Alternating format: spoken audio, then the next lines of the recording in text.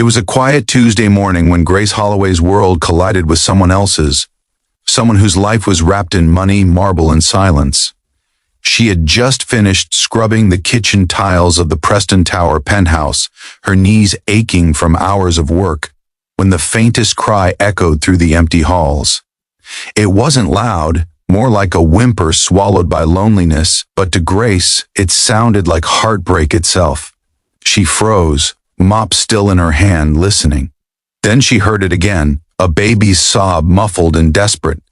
For a moment she thought she was imagining it. Billionaires didn't usually leave their babies crying unattended, or did they? Curiosity and instinct pulled her down the hall toward the sound. As she pushed open a half-closed nursery door, she found them, two tiny infants, identical twins, their faces red and wet with tears. The room was pristine. Designer wallpaper, custom crib, imported toys, everything but love. No one was there, no warmth, no touch, just the soft mechanical hum of an air purifier and two babies crying in unison. That moment changed everything for Grace Holloway. If you believe in kindness, in second chances, and in the power of love that comes from unexpected places, please like, comment, share, and subscribe.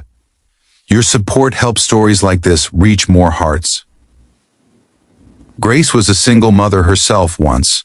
Her son, Ethan, was now 8 years old and lived with her sister while Grace worked double shifts to make ends meet. Life hadn't been kind to her. She'd lost her husband in a construction accident 3 years ago and had been drowning in debt ever since. Cleaning had become her survival. Every night she scrubbed floors in the same luxury homes where no one even looked her in the eye. But that morning, when she saw those two crying babies, she couldn't just walk away. She gently picked up one baby, then the other, cradling them both in her arms, humming softly, almost instinctively. They quieted down in seconds, their tiny fingers clutching her uniform. She looked around for someone, a nanny, a relative, anyone, but no one came. A bottle sat unused on the counter, formula half prepared. Grace sighed, shaking her head. "Poor little angels," she whispered under her breath. For the next hour, she stayed with them. She rocked them, fed them, and changed them. She didn't notice the time slipping by, until the sound of a door opening behind her startled her. She turned to see a man standing there, frozen. His expression was one of disbelief. He was tall, sharp-featured, dressed in a dark suit, his hair neatly combed, the very picture of control. But now, his eyes were wide with shock. That man was Andrew Preston, one of the wealthiest entrepreneurs in New York, owner of multiple companies, and the single father of those twins. His wife Claire had passed away during childbirth, leaving him with two newborns he barely knew how to hold. Since then, he had buried himself in work, hiring nannies who never stayed long. The longest had lasted 2 weeks. Until now. What are you doing?" he asked quietly, but his voice trembled. Grace immediately stood, apologetic, trying to explain, but before she could speak, one of the babies stirred again, reaching for her. Andrew saw it, the way the infant's hand clung to Grace's blouse, the way both babies seemed content in her arms. And for the first time in months, something cracked in him. He didn't ask her to leave. Not that day. The hours that followed began an unexpected chapter in both their lives. Grace was kept on for extra housekeeping help, but Andrew noticed she was the only one who could make the babies sleep through the night. Slowly, she became a quiet presence in the penthouse, gentle, calm, nurturing. She'd sweep floors while softly singing lullabies, and every time she passed the nursery, she couldn't resist peeking in. Andrew, meanwhile, tried to manage his guilt. He had built an empire worth billions, but couldn't calm his own daughter's cries. He watched Grace from a distance, trying to understand how a woman who had lost so much could give so much love without asking for anything in return. As days turned into weeks, something started to shift inside him. The house, once cold and silent, filled with life again. Laughter, baby giggles, music.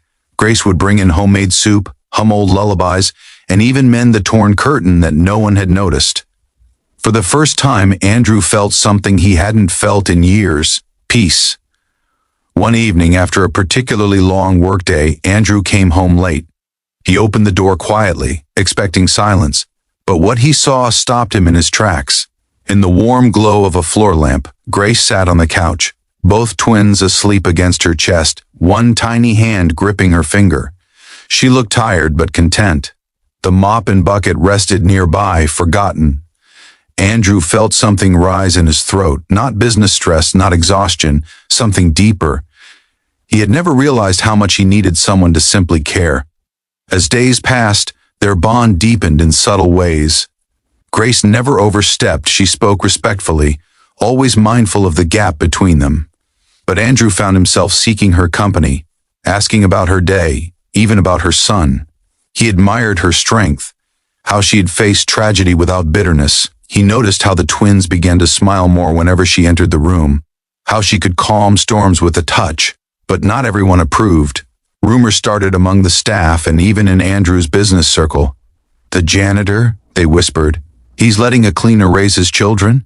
Grace heard the gossip, but she kept her head down. She wasn't there for approval. She was there because two babies needed love. Still, the whispers hurt. One afternoon, while cleaning the marble floor near the living room, she overheard Andrew's assistant talking on the phone.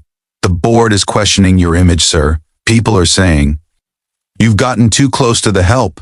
Grace froze, the mop handle trembling in her hand. That evening, when Andrew returned, she gathered her courage and told him she'd resign. "I think it's better if I leave," she said softly. "I don't want to cause trouble for you." Andrew didn't speak at first. The twins were in his arms, both reaching toward Grace, their little faces scrunched in confusion. Finally, he whispered, "If you leave, they'll lose the only person who's ever truly loved them." His voice broke. "And so will I." Grace looked up, tears filling her eyes. It was the first time she saw him not as a billionaire, not as her employer, but as a man, lonely, grieving, human. Days later, something unexpected happened. Andrew showed up at the small apartment where Grace lived with her son. He wasn't in a suit this time, just jeans, a plain shirt, and nervous eyes. He stood at her door, holding two pink blankets.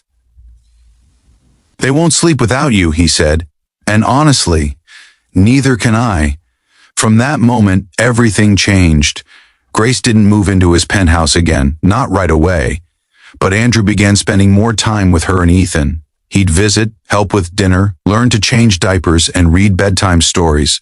Slowly, two broken families began stitching themselves into one.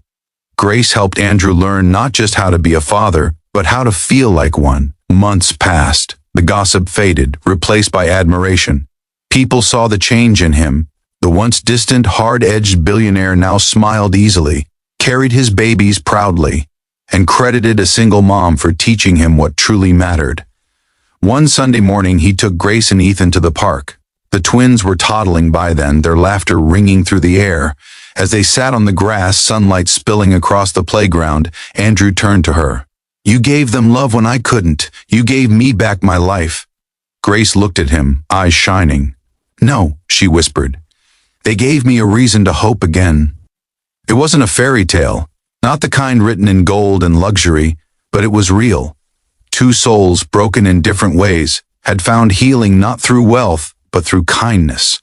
And that's how the woman who once cleaned the floors of a billionaire's home ended up building a home of her own, not made of marble or glass, but of laughter, second chances, and the kind of love money could never buy. If this story touched your heart, please like, share, and subscribe. Let's remind the world that love and compassion can change even the coldest lives. Before you go, tell us in the comments, what do you think is stronger, money or love born from kindness? Because sometimes the most beautiful stories aren't written in mansions, they're swept up from the floors of them.